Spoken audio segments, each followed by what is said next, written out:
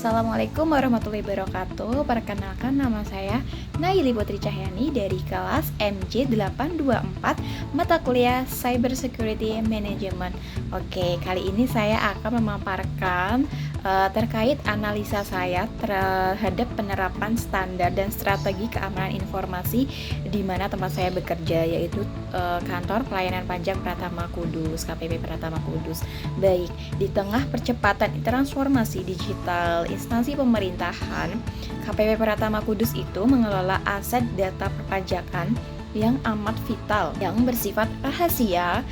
Bagi kami, keamanan informasi bukan sebatas urusan teknis IT ya, melainkan fondasi utama penjaga kepercayaan wajib pajak tersebut. Melalui video ini, saya menganalisis bagaimana standar dan strategi keamanan informasi tersebut itu diterapkan di unit kerja saya, yaitu KPP Pratama Kudus. Pernahkah kita membayangkan apa yang terjadi jika data wajib pajak itu yang telah kita kelola itu jatuh ke tangan orang yang tidak tepat atau ke tangan orang yang tidak berwenang ya?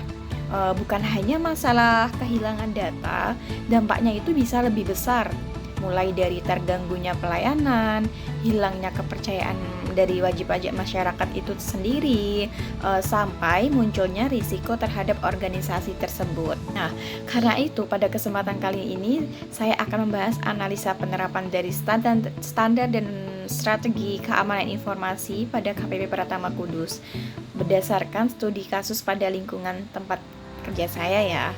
Oke, yang pertama itu adalah dari latar belakang sendiri. KPP Pratama Kudus merupakan unit kerja DJP, Direktorat Jenderal Pajak, yang dalam pelaksanaannya itu tugasnya menggunakan dan mengelola berbagai jenis informasi.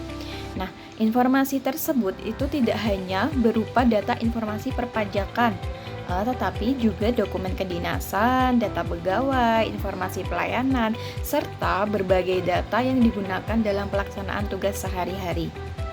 Nah, di era digital seperti sekarang ini, sebagian besar itu proses pekerjaan juga sangat bergantung pada sistem informasi dan jaringan. Kondisi tersebut memberikan banyak manfaat karena pekerjaan menjadi lebih cepat, efisien, dan juga lebih ringkas ya tentunya. Namun di sisi lain, semakin tinggi ketergantungan terhadap sebuah teknologi, itu semakin besar pula risiko keamanannya.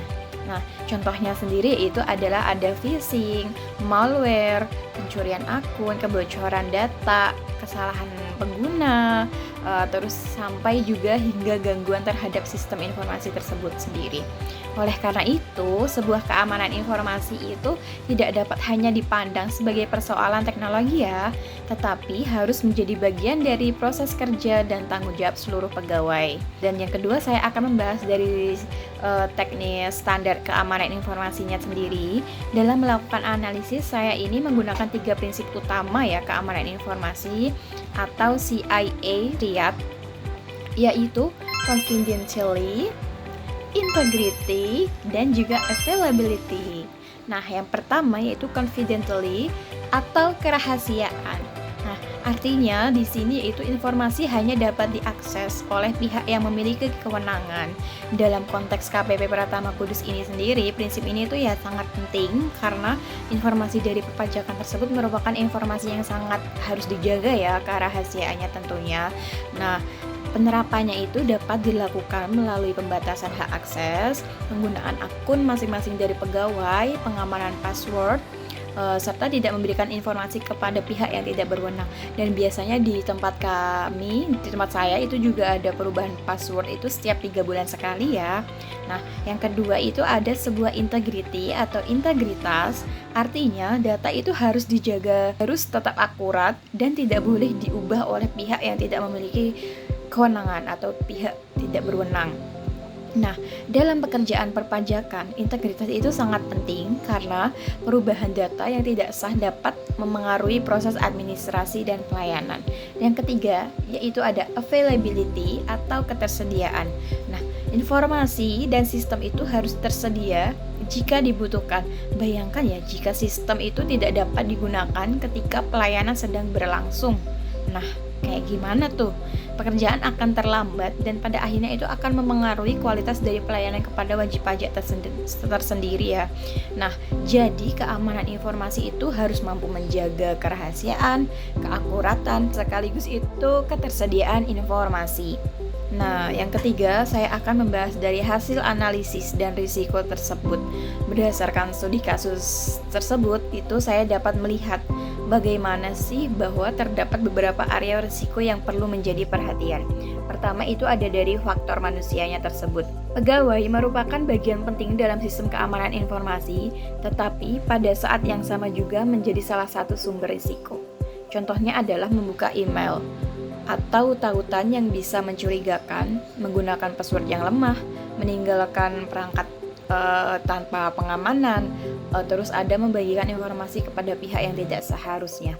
Kedua itu ada dari faktor teknologi, penggunaan dari komputer, jaringan, aplikasi, dan berbagai sistem informasi tentu memiliki potensi risiko, seperti ada malware, pencurian data, database, kredensial, maupun serangan dari cyber. Yang ketiga ada faktor dari proses. Keamanan informasi juga sangat bergantung ya pada kepatuhan terhadap SOP dan kebijakan yang berlaku. Artinya, teknologi keamanan itu yang baik tidak akan optimal apabila pengguna tidak mengikuti prosedur yang telah ditetapkan. Dari sini kita dapat melihat bahwa keamanan informasi itu memiliki 3 komponen yang berkaitan, yaitu yang pertama dari faktor manusia, proses, dan juga yang terakhir ada teknologi. Jika salah satu dari 3 komponen itu lemah, maka keseluruhan sistem keamanan juga dapat terdampak. Selanjutnya yang keempat saya akan membahas dari strategi keamanannya tersendiri. Dari analisis saya itu terdapat strategi yang harus terus diperkuat di lingkungan pekerjaan saya. Yang pertama yaitu strateginya penguatan kontrol akses. Setiap pegawai sebaiknya hanya memiliki akses sesuai dengan kebutuhan dan juga kewenangan dari pekerjaannya masing-masing. Nah, selanjutnya strategi yang kedua yang menurut saya itu meningkatkan security awareness. Menurut saya, ini merupakan salah satu aspek yang sangat penting ya. Pegawai perlu diberikan sebuah edukasi secara berkala mengenai phishing, keamanan password, penggunaan perangkat, perlindungan data, dan cara melaporkan apabila menemukan indikasi insiden keamanan tersebut. Nah, strategi dari yang ketiga itu ada sebuah pengamanan perangkat dan jaringan, pembaruan sistem, perlindungan perangkat, pengamanan jaringan, serta pemantauan aktivitas yang mencurigakan yang dilakukan itu perlu dilakukan secara konsisten. Oke, strategi yang terakhir ada backup dan pemulihan data. Backup itu menjadi penting apabila karena kita itu tidak pernah tahu kapan gangguan dari sistem itu atau kehilangan dari data-data yang telah kita simpan sebelumnya. Dan yang kelima ada evaluasi secara berkala. Ancaman keamanan informasi terus berkembang. Karena itu, strategi keamanan tidak boleh berhenti hanya karena sistem udah dianggap aman atau secure. Keamanan harus terus dievaluasi dan disesuaikan dengan risiko yang berkembang. Nah, dari analisis tersebut, saya itu memberikan beberapa rekomendasi ya. Yang pertama, melakukan evaluasi risiko keamanan informasi secara berkala. Yang kedua, ada meningkatkan pelatihan dan sosialisasi keamanan informasi kepada seluruh pegawai, bukan hanya pegawai yang berkaitan dengan TI ya. Yang ketiga, yaitu melakukan review hak akses secara berkala untuk memastikan akses pegawai sesuai dengan tugas dan tanggung jawabnya. Yang keempat, ada memperkuat budaya security by awareness yang membangun kebiasaan bahwa keamanan informasi merupakan tanggung jawab setiap individu.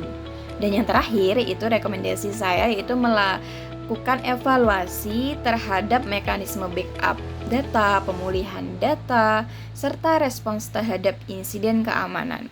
Dengan strategi tersebut, keamanan tidak hanya menjadi prosedur tertulis tetapi dapat menjadi bagian dari budaya kerja sehari-hari kita. Nah, sebagai kesimpulan dari saya, berdasarkan studi kasus pada KPP Pratama Kudus, keamanan informasi merupakan aspek yang sangat penting karena itu berkaitan langsung dengan perlindungan data, keberlangsungan pekerjaan, dan juga kepercayaan dari wajib pajak atau masyarakat tersebut. Penerapan keamanan informasi pada dasarnya tidak hanya berbicara tentang teknologi. Keamanan informasi adalah kombinasi antara manusia, proses, dan juga teknologi. Teknologi yang dapat kita tingkatkan, SOP dapat kita sempurnakan, tetapi tanpa kesadaran dari setiap pegawai sendiri, keamanan informasi itu belum dapat berjalan secara optimal. Oleh karena itu, strategi terbaik dalam membangun budaya keamanan informasi secara bersama-sama, sehingga setiap pegawai itu memiliki kesadaran untuk menjaga informasi yang dipercayakan kepada kita. Karena itu pada akhirnya menjaga keamanan informasi bukan hanya menjaga data, tetapi juga menjaga sebuah trust, kepercayaan. Demikian presentasi yang dapat saya sampaikan mengenai analisis penerapan standar dan strategi keamanan informasi pada KPP Pratama Kudus. Terima kasih, bye-bye. Assalamualaikum warahmatullahi wabarakatuh.